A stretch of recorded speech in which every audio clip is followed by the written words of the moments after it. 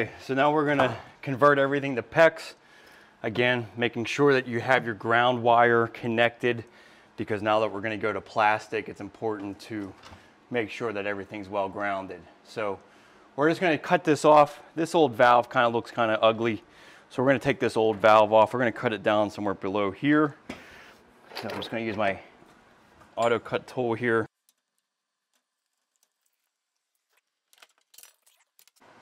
Okay, so there's still water in here. So I'm gonna take this out, take this off the meter. Okay, so now we'll go ahead and put a PEX adapter on here. This tool does really great. Just put this on the end of your impact. We'll sand this up nicely. Sand your fitting as well, so we're going to be using that PEX adapter here. I'm going to use some flux. So you just coat this fitting completely with the flux.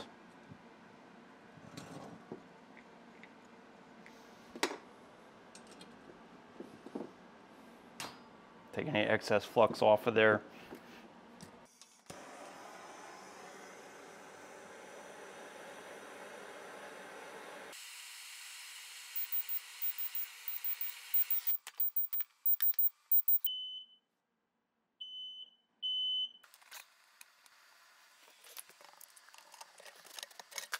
Okay, so then what I like to use are these Pro Crimp rings. So the Pro Crimps are kind of nice because you can just fit them on here and it keeps the right space. So you can see here, I have that 16th inch PEX showing. So these make it really simple. Just slide that onto here. Get a new shutoff valve.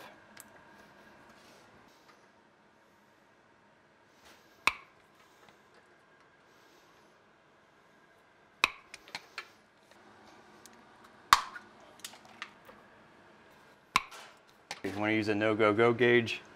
Make sure that this is fitting over all your fittings. Make sure they're all crimped well.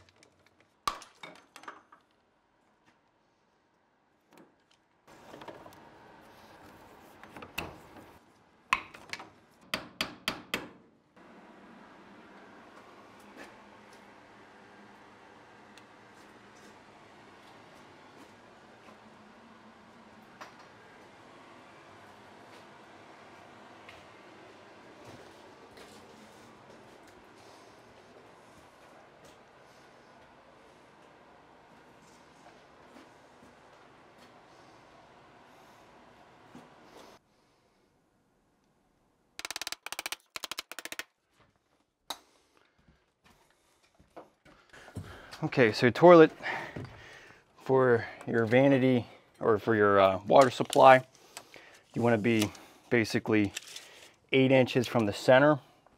So let's make sure what where center is here. So you got 52 1/4 to the center, 52 1/4 to center. So we want to add 8 inches. So we want to be over 8 and up 8. So let's get a piece of blocking here, 19 1/2. And get a vertical board here so we can mount our water supply.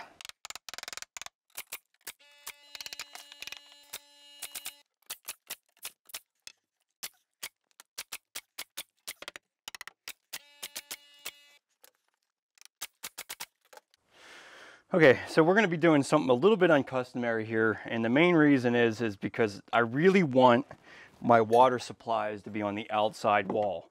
Well, I want them to be on the outside wall, but I want them protruding out of the wall because we're doing a tiled wainscoting all the way around, and I really dislike having pipes coming up through the floor, It makes it very difficult for any type of freestanding vanity.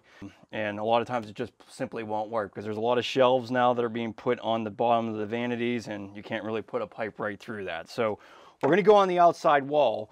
The biggest stipulation with that depends on where you live, but we're up here in Pittsburgh, Pennsylvania. It gets pretty cold here in the winter.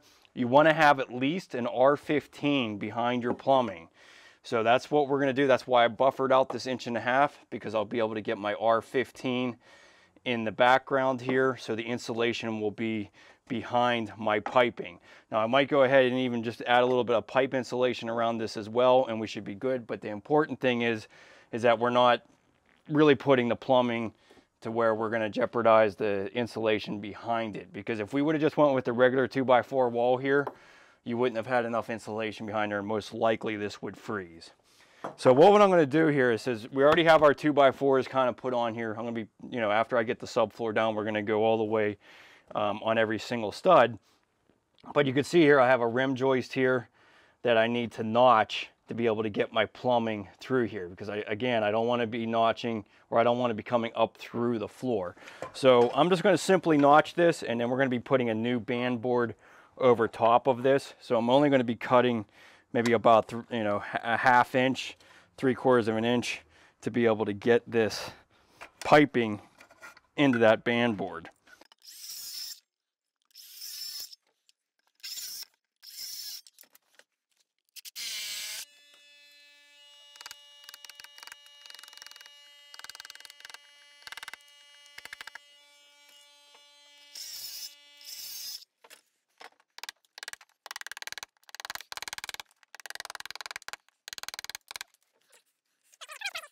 So we're going to be using these quarter bends here, make this copper. Again, copper makes it look a little bit nicer inside the vanity as well.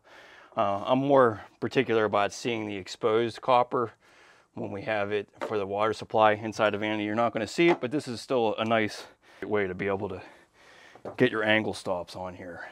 So let's just go ahead and put a T here.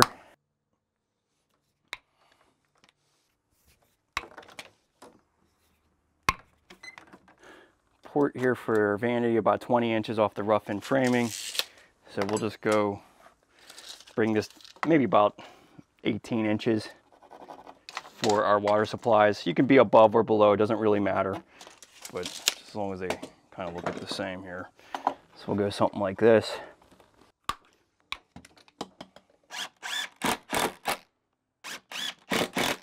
I'm just going to use this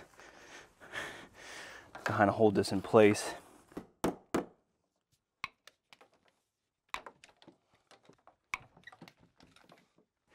8 inches from the center over, about that, and then 8 inches off the floor. So this will, now we're going to be doing a tiled wainscoting, so it's not going to really matter, but if you had base trim or something like that, you definitely want to keep it up 8 inches just in case you had a nice, you know, wide base trim. You don't, I always hated that when the toilet supply is coming through the baseboard, or you have to notch around it. So keep it up high enough so that's not a problem.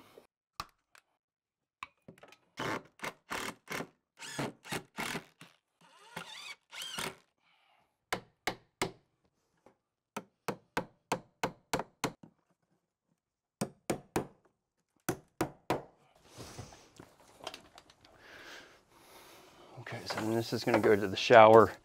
We're going to be building a wall for it, so for right now we'll just cap it.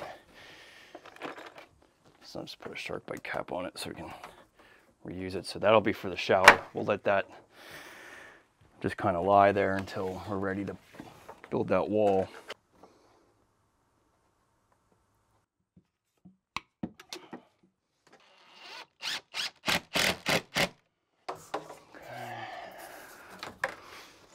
Same thing with the shower. I'm just going to cap this for now.